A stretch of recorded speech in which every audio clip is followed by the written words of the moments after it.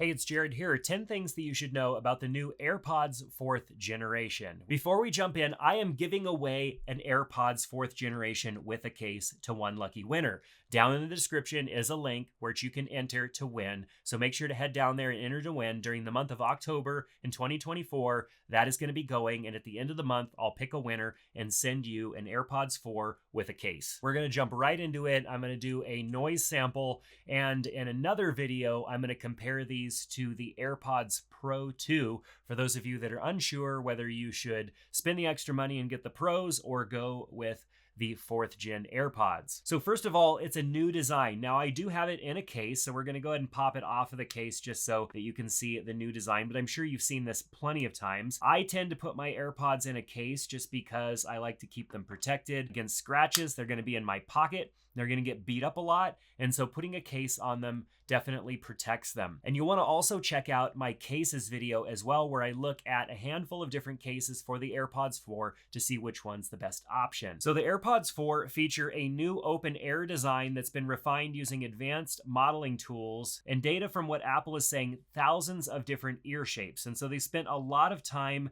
figuring out the shape and the design. And in my comparison against the AirPods Pro 2, you can see that the AirPods Pro and the AirPods 4 are very close in shape and size. But the AirPods 4 are an open ear design, which means that it sits in your ear and the speaker actually doesn't go into your ear. It's open ear, which, yeah, it's pretty darn close to your ear canal, so it's questionable as to how open ear it is.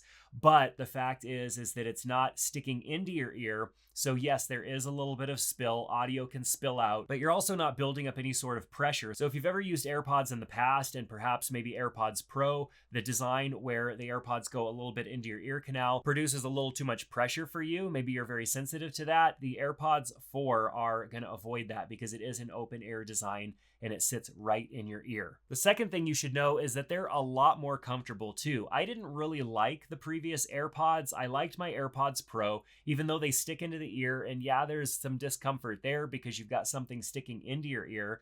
But the AirPods 4, they sit there, you don't even know that they're there. I was so afraid when I put these in the first time that they were just gonna pop out of my ear because they're literally just sitting there, sitting on my ear, like they're just hanging out. And I was afraid that if I got on the treadmill or I started riding my bike or something like that and bouncing around, that these were just gonna pop right out of my ear. These are so insanely comfortable. And I've had other people try them on as well, and they've said the same thing. So the design and the shape of these is pretty much universal. Like everybody that I've talked to has said, yeah, the new shape and design is very comfortable and they feel secure in the ear as well. The reason that I went with AirPods Pro from the beginning was the better sound quality. I mean, AirPods Pro had significantly better sound quality than what you would get out of the standard AirPods. Now, I had AirPods 1, AirPods 2. I didn't buy AirPods 3 because I've been using AirPods Pro for a while. And now with the AirPods 4, I thought I'd give it a try again.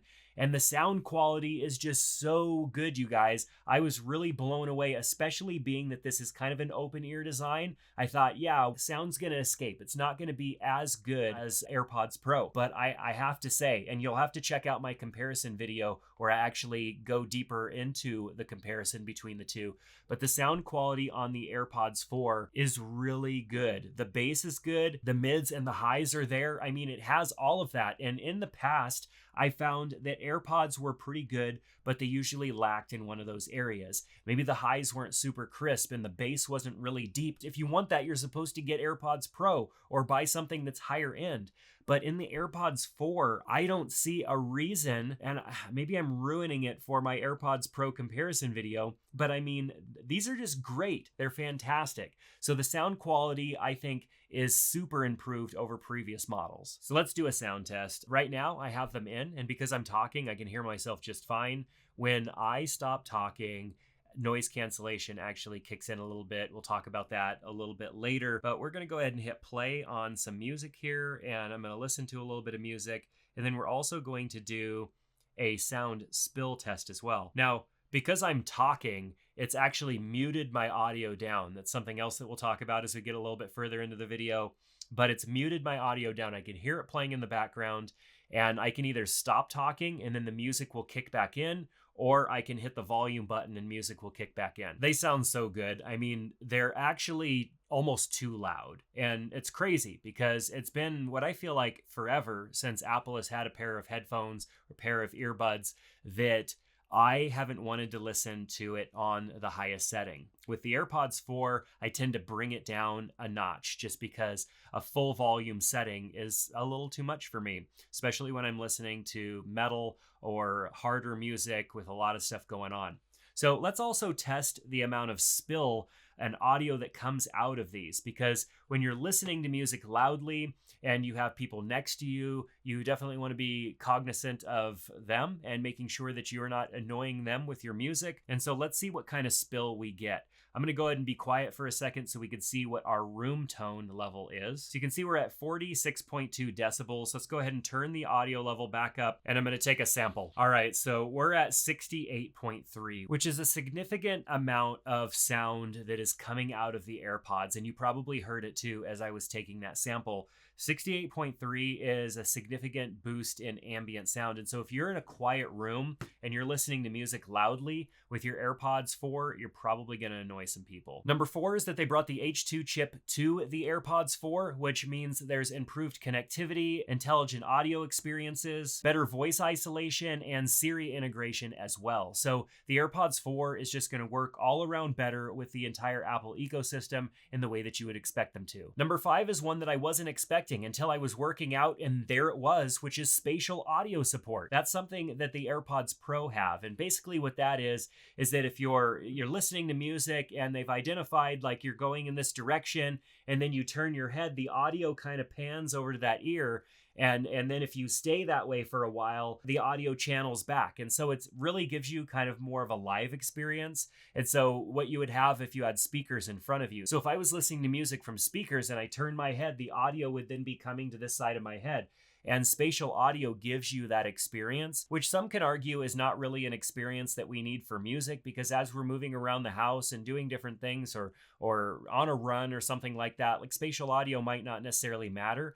But if we're sitting and enjoying music and we're turning our head and kind of moving our head around, it's nice to have what feels more like an immersive experience because of spatial audio. And of course, if you're watching a movie, that's even more exciting, because as you move around, if you were sitting in a theater or you were sitting in your living room watching a movie and you turned your head, the audio would be louder on one side than the other. And so using your AirPods, having spatial audio, you have that same experience, which I think just kind of amplifies your media consumption experience altogether. Number 6 is the force sensor has been brought to AirPods. And so now we have that force sensor here, which allows us to squeeze to start playing music, to swipe up and down to increase audio, or double tap to play pause, move to the next track, all of that good stuff. And these are features that were AirPods Pro features, but are now AirPods features as well. Now, number 7 is for those of you that are gamers who are interested in playing games on your phone and having a really fast experience. The audio delay that AirPods used to have is pretty much non-existent anymore. They deliver low wireless audio latency, support 16-bit, 48 kilohertz, making them more than suitable for gaming. And so for those of you that are wanting one headset to do it all as far as gaming goes, AirPods 4th generation now live up to those expectations. Number 8 is improved battery life. Now, the AirPods 4 last a long time in your ear. I was really surprised, but including the case, you're getting up to 30 hours of battery life. Now, they say 30 hours of battery life, and I've actually tried to test this. Let's see how long I could go. Now, I haven't worn them for 30 hours straight, and what I have is what I equate to about 20 to 22 hours of use, taking them out, using them for a couple of hours at a time, putting them back in the case. And the way that I gauge that is that I typically work out every morning for about 2 hours, and I got a lot of use out of that. 2 hours, pop them back in the case, 2 hours, pop them back in the case.